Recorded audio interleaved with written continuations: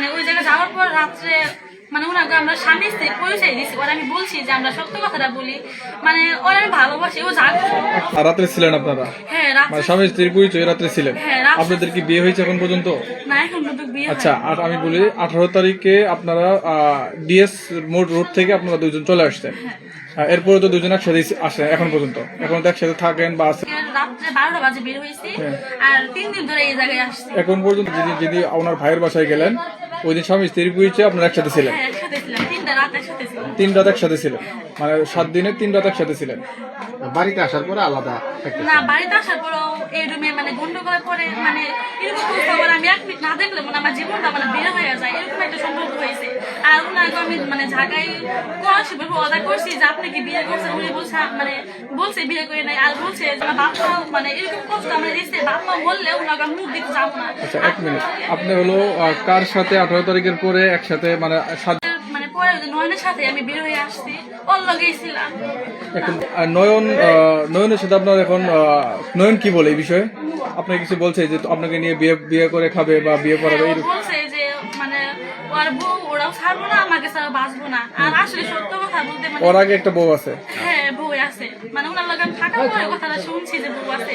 আর একটা কথা কি, মানে যার লগে মানে পছন্দ হয়, মানে বিশ্বাস থাকলে আর কিছু বাকি থাকে না, আমাকে স্বামী স্ত্রীর থেকে বেশি কিছু হয়ে গেছে। এখন মানে এরকম যে হাত রাখা হয়েছে যে মরলে একসাথে, আর যেখানে যাইতে হয় একসাথে যাইবো, আর বাঁচলে একসাথে, এরকম একটা। তাহলে মোটামুটি নয়নের সাথে তোমার শারীরিক সম্পর্ক হয়েছে, তুমি কি চাচ্ছ এখন? কি তুমি নয়নের সংসার করতে চাও, না তোমার বাবা মার কাছে ফেরত যেতে চাও? আমি মানে কোন সময় অর্ডার করছি যে আমার বাবা মরে গেল, ওকে বাসায় আমি যাইবো না, মানে বেঁচে থাকা বন্ধু ওর লগে আমি থাকবো, আর মানে মরলে একসাথে মরবো, বাঁচলে একসাথে, কারণ এরকম একটা প্রতিজ্ঞা করা হয়েছে। আমার যদি জীবনে চলে যায় কিন্তু আমি ওরে ছাড়তে পারবো না, আর যদি বেঁচে থাকা বন্ধু সারা লাগে তবে আমি মানে জীবনটা দেওয়ার পরে চলে যাম দুনিয়া থেকে। আচ্ছা, নয়নের যে এখন শুনছো বউ আছে, বাচ্চা আছে, তো বউ কি নয়নের সংসার করতে চাও কি না? তখন ওর ভাই আমার বলছে যে মানে উনার বাচ্চা আছে, বউ আছে। তখন আমি ভাবছি কি যে উনার আমি বুড়ো হয়ে ডাকি, হয়তো উনি চাই নাই যে উনার ভাই বোন আমি বউ হই, হয়তো মাসকে করতে পারবো না, এরকম একটা নেওয়ার পর ওর ধানের বাসা আছে যে দিক, ওই জায়গায় আমার রাখছে, রাখার পর বলার জন্য আমার জায়গায় নিয়ে আসছে। আমি নিজে ওই জায়গায় আসি নাই, নিয়ে আসে পর আজকে এসব ঘটনা হইতেছে। আমার ইজ্জতটাকে ফিরাইবো, 5 লাখ টাকা 1 লাখ টাকা টাকায় হয়তো ডিফারেন্স কম আর বেশি, কিন্তু ইজ্জতটা। আচ্ছা, তুমি নয়নকে কি পূর্ব থেকে চিন্তা? নয়ন এই এলাকায় থাকতো, নয়ন তুমি আগে থেকে চিন্তা? হ্যাঁ, চিন্তাম, মানে ওনার বাসায় আমি আসলে এতটুকু জানতাম না যে ও বিয়ে করতে, বাচ্চা না, আমার ঘরে তো বোন আছে, জানলে আমি ক্ষতিটা করতাম না। কিন্তু আমি একটা কথা কি জানার পর আমি ফেরাতে চাইছি, যখন ওর বউ পোলাপান আছে ওর নানির বাসায় থেকে, ওরা মানে সকালবেলা গেছে যে ওর বউ পোলাপান আছে, আমার কথা বলছে।